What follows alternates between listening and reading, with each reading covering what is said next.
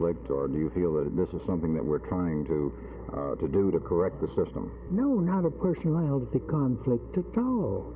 It's the conflict in my mind arises back when somebody suggested Ruth Jefferson as one of the people, when we've got 30 to 50,000 wonderful colored women in this town who could do the job she's doing without creating a problem. Who picked her?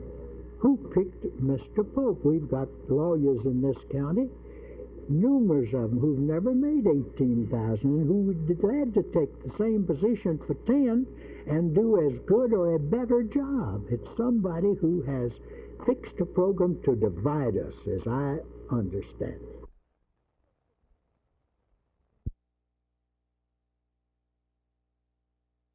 We had 3 separate tax hikes this morning. First, a 6-cent increase in the hospital tax, bringing that up to 70 cents.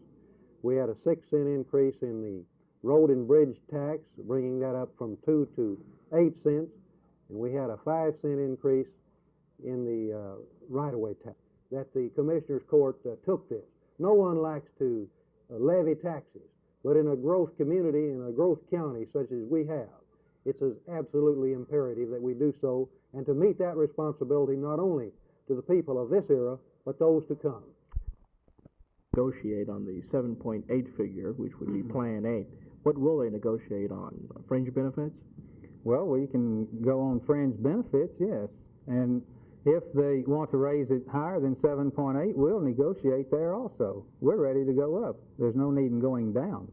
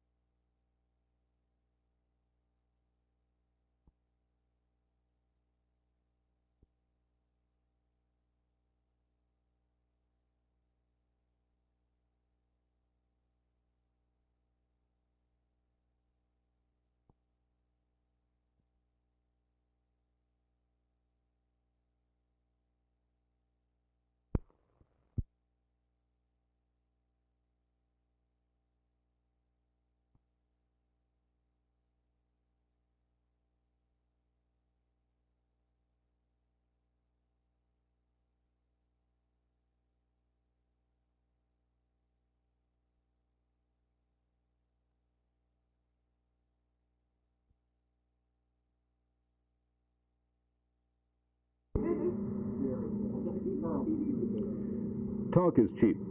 Action speaks louder than words, always has and probably always will. But the talk of these buyers here at Dallas Trade Mart's Home Furnishing Show leads one to pay very close attention to the action they're taking. That action being that they're in here buying these new furnishings, many of them at least, at a record pace. After all, there was a record number here on the first day registering for this event. 5,900 buyers from across the country registered here at the Dallas Trade Center for this show. That's 1,000 more than for the same show last year. The kind of action they're taking ought to tell someone these buyers have confidence in the economy. No one loves a warehouse full of inventory, and these buyers aren't here for that. They obviously feel this merchandise will move through their showrooms into America's homes at an equally record pace. Just last week in this same building, records fell by the wayside as buyers snapped up higher-priced items at the Christmas gift show. You know, even the most skeptic about our economy must certainly feel that maybe everything's going to be all right after all. This is Jim Mitchell, Channel 8 News, and just don't feel too much on the move right now.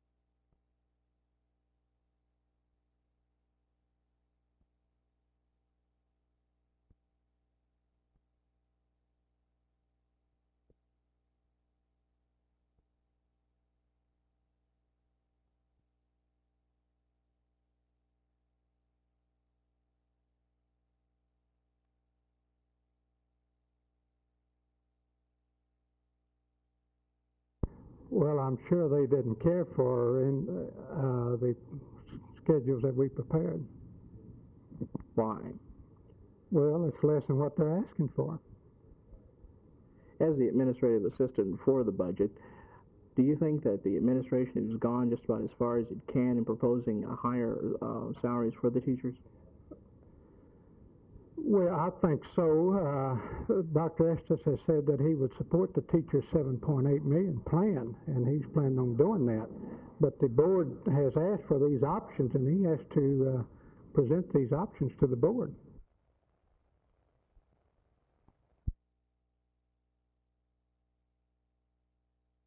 You negotiate at all?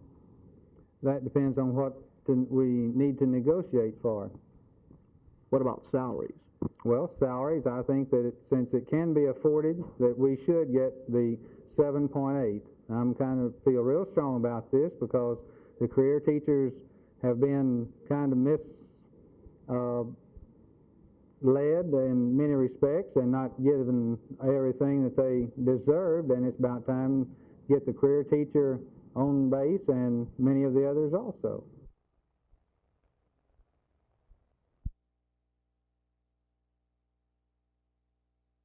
Judge, let's talk for a moment about the reasons for these hikes. First of all, in the hospital fund, in the hospital tax, they first asked, I believe, for 11 cents. You gave them 6. How did you arrive at this figure? Well, 6 cents was the best that we could do. Of course, we gave a letter of intent to the Board of Governors of the hospital that the Commissioners Court would cooperate with the issuance of revenue bonds sometime down the road. It's necessary for this hospital to retain its accreditation, for us to continue to attract interns and residents to our hospital, that we try to maintain a first-class hospital. Otherwise, chaos could result.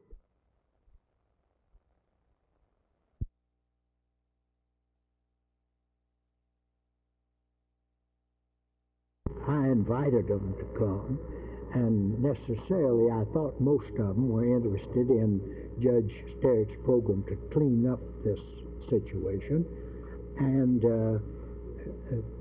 I wanted them to come to try to set out some way that we could back Judge Sterrett and get it up to where it wouldn't be a reflection on the bar, as I think it is now.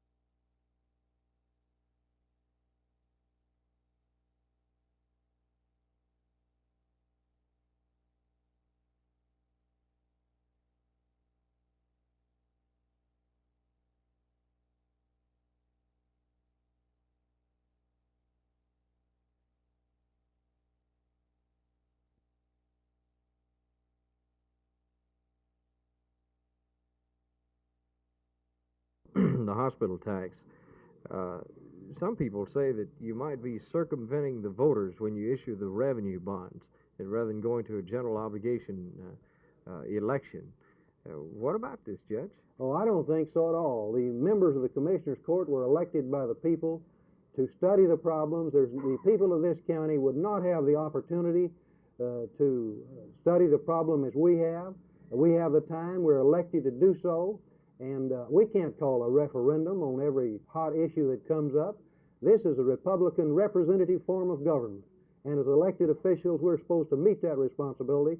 And if the kitchen gets too hot, we should get out of it. Briefly, on the right-of-way in the Road and Bridge Fund, you have a 5 and 6 cent increase. Why? Well, that's due to the fact that, two, we're a growth county.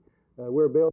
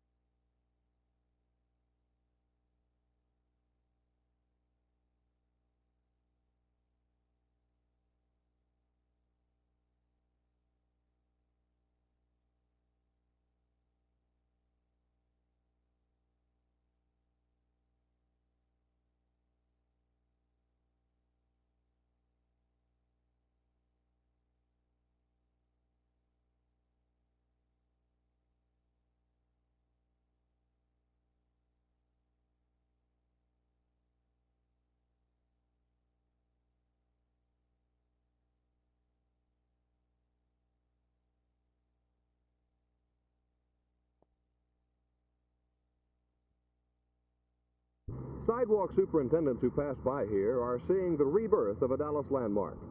This building behind me was once the Cumberland School. It was the first of the modern brick structures replacing the old frame schoolhouses that served the city in the earliest days.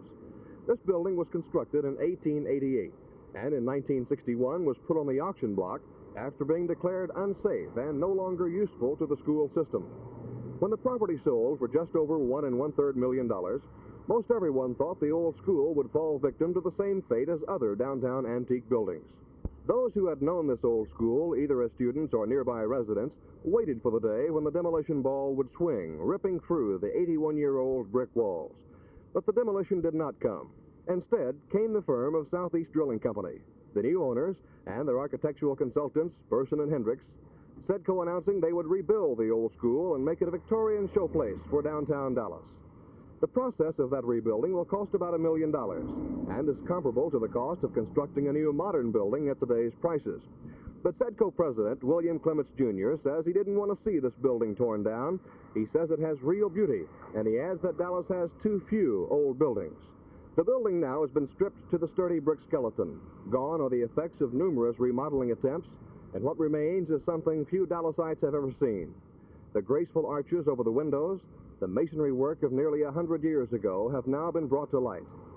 Architect Jim Hendricks said until they obtained an old photograph of the building, they didn't know exactly what was wrong. They later realized it was the unattractive flat roof. The original building was graced with a high-pitched roof. It's being rebuilt using materials as close as possible to the original. Inside, the classrooms are being transformed into offices for Southeast Drilling. The true beauty of the old brick walls will be allowed to show, marking the result of techniques developed before the turn of the century. Many of the workers on this project have commented that they learned their trade, carpentry, brick masonry, or electrical wiring in this very same building when it was once a trade school. They take a special pride in this job. Many of them are amazed at the soundness of the old building and find it difficult to saw through wood timbers placed in position by workers more than 80 years ago. As this restored building takes shape, it'll provide an interesting contrast to its modern neighbors. and while resting in the shadow of greater skyscrapers, will symbolize the concern for maintaining the beautiful things to be found in this city's history. This is Gene Thomas, Channel 8 News, Dallas.